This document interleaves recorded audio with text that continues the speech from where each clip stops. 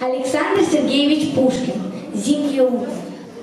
Мороз и солнце, день чудесный. Еще ты дремлешь, друг прелестный. Пора, красавица, проснись.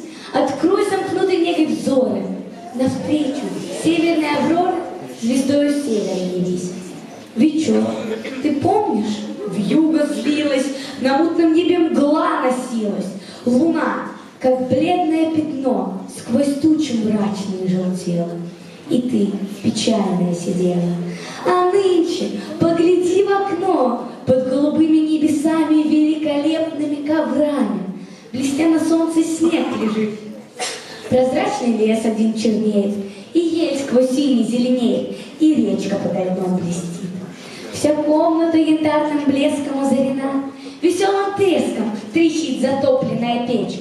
Приятно думать о лежанке, но знаешь, не велеть ли в санки и кобылку бурую запречь? Скользя по утреннему снегу, друг милый, предадимся бегу нетерпеливого коня и навестим поля пустые, леса недавно столь густые и берег милый для меня.